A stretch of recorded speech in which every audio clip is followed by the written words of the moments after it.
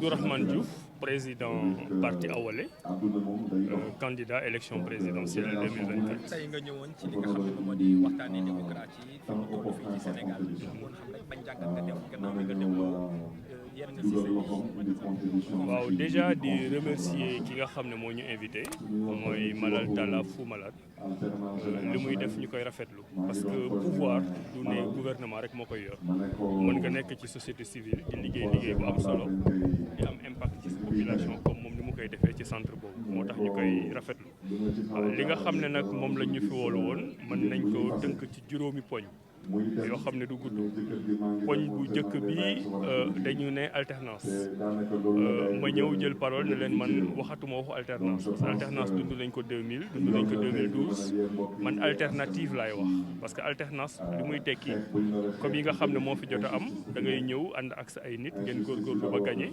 mu am ñeneen ñoo xam ne ñoo fi nekkoon échoué boo leen paree ñu ñëw fekk si la ngeen daba daaxi àndaat continuer di def li ngeen daan def système bi du changé donc ñun wooteewu ñu alternance dañuy woote alternative mooy ñëw ak nit ñu bees ak xalaat yu bees ay programme yu bees appliqué ko Abdourahmane Diouf ak waa Awalé loolu moo leen tax a jóg beneen bi mooy politique dañu ne alternance politique mu ne leen Sénégal bu doon dañuy wax politique moo tax des fois da ngay dégg politicien bu ne la man du ma politicien mais homme politique la ñun ñuy wootee pour ñu bàyyi politique politicienne mooy comme tey li fi xew président de la république boo xam ne fal nañ ko xam ne du nekk candidat te nekkul candidat waaye au lieu que mu génne loxoom ci élection yi wala boog mu arbitré yemale ñëpp dañ koy gis muy utiliser les institutions de la république pour que candidat am gagné loolu ñaari mbir mën nañ ko mandargal bu njëkk bi mooy candidat wam mu ngi nekk candidat ba pare di wër Sénégal di campagne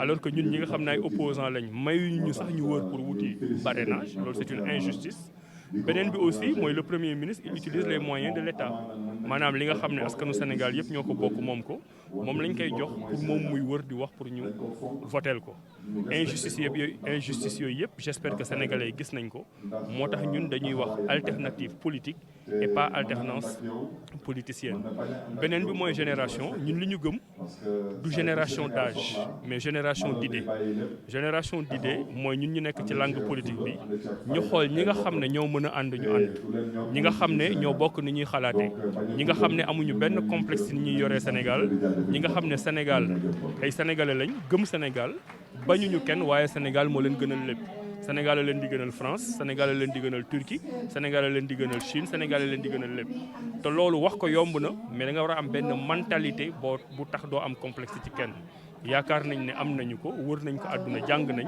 xam nañ ne Sénégal dara jombuñu te ñu ngi ci liggéey beneen bi mooy renouveau bi ñuy wax renouveau te mën a leen d'accorduma ci parce que bu dee da ngay renouveler da ngay garder lu bari ci li nga xam ne moo fi nekkoon te ñun 1960 ba léegi ñu ngi ci indépendance problème mu jigéen ñi rek la wuñu ko problème mu jeunesse bi rek la wuñu ko ci liggéey jeunes yaa ngi wan gannaaw dëkk bi di jël gaal yi ak yeneen donc boo ñëwee bëgg ci ëndaat renouveau rek day mel ni da ngay nekk di daba daaxe te daba daaxe boobu taxuñoo jóg ñun dañu bëgg indi lu bees tax mentalité bu bees buy gouverner Sénégal bu mujj bu mooy démocratie tey lan moo tax démocratie sookee démocratie Sénégal sooxe ba ñun ñëpp ñu xam ko parce que dañu am benn nit boo xam ne mooy buur mooy bumbi moom la ñuy wooye président de la République ma ne man day Abdourahmane Diouf candidat à la élection présidentielle mais nangu naa bu ma nekkoon président de la République ñu wàññi samay pouvoir parce que 18 millions de personnes ak lu ko ëpp wala même lu ko néew benn nit rek mënul nekk buur di bumbi di tëj di gérer liggéeyu député yi moo koy def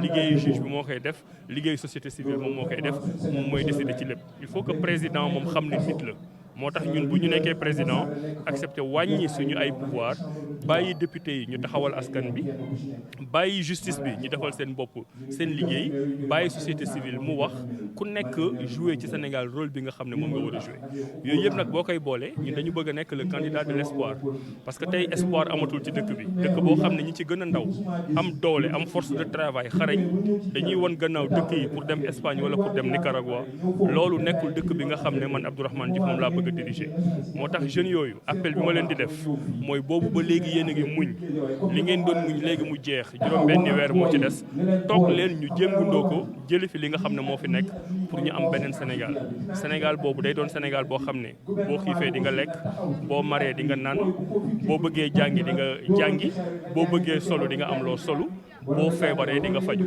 suñu programme weesuwul loolu te fan yi si ñëw dinañ ko gën a leeral Sénégalais yi jërëjëf. point bi mujj rek mooy que ñi ngi waxtaanee lépp sauf fichier bi gis na fi 2019 jur na ay effectivement waaye jamono ji ñu ngi koy fàtte te li des ñu jëm ci. alors déedéet fàttewuñu ko dafa am yoo xam ne mënaguma ko wax en public parce que dafa am ñu ma ko séqal tey rek waxtaanaat nañ ci candidat yi nga xam ne ñu ngi nekk ci opposition te xam nañ ne bu ñu yënguwul gouvernement bi dina fexe tricher ba candidat am jàll ñun ñu ngi waxtaan suñu biir waxtaan boobu avancé na te waxtaan bi ci ñaari anam la anam bu njëkk bi mooy nan la ñuy def ba élection yi jaar yoon mooy parrainage bi mooy fichier bi mooy contrôle des élections mooy lépp li nga xam ne mu ngi ci nekk loolu avancé nañ ci te gëm naa ne fan yi di ñëw bu soobee yàlla dinañ leen ci wax dara mais on va pas se laisser faire on va contrôler beneen bi mooy man le candidat Abdourahmane Diouf j'ai proposé ce que j'appelle le PROMAC un programme minimal alternatif commun maanaam tey bëgguma nekk président rek pour nekk président bëgguma puusal ma toog moo tax ma ne leen ñun ñu nekk ci opposition bi te mu wóor ñu ne ñun ay opposant lañ nañu gise waxtaan ku ci nekk mën nga garder sa candidature nga nekk candidat waaye ñu waajal suñu bopp bu ñu demee deuxième tour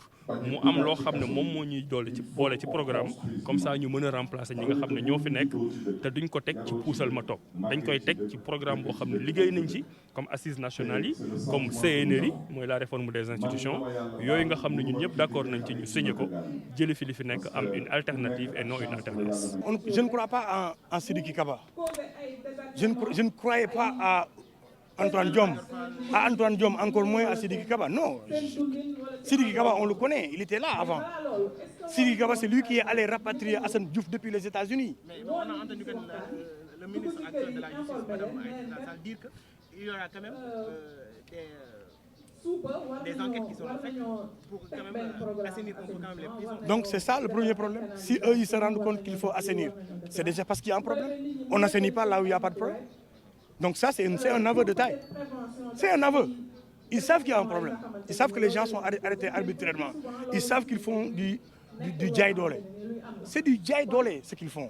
On ne peut pas arrêter une personne parce qu'il a fait un like et laisser une personne qui a demandé aux autres de prendre des sabres et de tuer les Sénégalais pour que Macky ait un troisième mandat.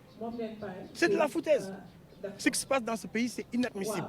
Maintenant, si on vient au cas d'Ousmane Sonko, on a appris hier que Yoro Moussa Diallo a décidé d'interjeter appel pour que quand même la décision qui a été rendue par le juge Sabassi soit quand même abrogée par la Cour suprême. Oui, ça c'est prévu par la loi. Si c'est quelque chose qui est prévu par la loi, qu'elle soit faite, c'est tout. Maintenant, avant que cet acte ne soit posé, il faudrait qu'il remette Ousmane Sonko sur les listes parce que cet appel n'est pas suspensif. Et le juge Sabassi Faye a donné une décision très claire. Ils n'ont qu'à le remettre dans le fichier électoral et lui donner ses feuilles de fiches de parrainage. Comment expliquez-vous peut-être le refus de la DG par rapport à... C'est une défiance à la justice. Il faut que l'union des magistrats sorte et se prononce là-dessus. Il n'y a que eux qui peuvent sortir et se prononcer là-dessus. Parce que le droit, tant qu'elle est laissée à l'interprétation et à l'appréciation, d'aucuns diront ceci, d'autres diront cela. Maintenant, les magistrats qui ont une association qui leur est propre, qui sont là et qui représentent la justice, pourquoi ce mutisme? Ils n'ont qu'à sortir et dire, demander et édifier les Sénégalais par rapport à cette question. Parce que nous sommes fatigués. Moi, j'ai peur pour les enfants qui sont à l'université et qui apprennent le droit. Parce qu'on ne comprend plus rien. Pour une même action, certains disent que c'est ça, d'autres disent que c'est là. Contumax, tout le monde en parle. Mais chacun interprète ça à sa façon. Mais c'est hallucinant ce qui se passe dans ce pays. Il faut qu'on nous respecte, quoi, nous les Sénégalais. Maintenant, quel message lancez-vous aux Sénégalais que les élections aussi approchent et qu'il y aura beaucoup de tentations? Oui, il ne faut pas accepter l'achat de conscience. Il ne faut pas accepter l'achat de conscience. Il faut rester mobilisé, il faut rester alerte, il faut se battre constitutionnellement. Il faut que les gens se mobilisent constitutionnellement. Ça dit qu'on aille prendre ce qui nous revient de droit. Le droit de manifester, le droit à la manifestation est un droit légal. Il faut qu'on le récupère, ce droit-là. Qu'on nous laisse manifester pacifiquement dans la rue. parce que c'est notre droit. Nous le demandons, nous l'exigeons. Et qu'on reste mobilisé et que chaque Sénégalais qui aura fini de voter, qu'il soit vigilant et sécurise son vote. Parce que quand même, ces gens-là, on n'a pas confiance, quoi, tu vois. À tout moment, ils peuvent nous sortir un truc. Voilà. Donc, restons mobilisés. C'est notre cher Sénégal. Mais on va rester ferme et déterminé parce que ce qui nous revient de droit, nous allons le prendre par force. C'est ça.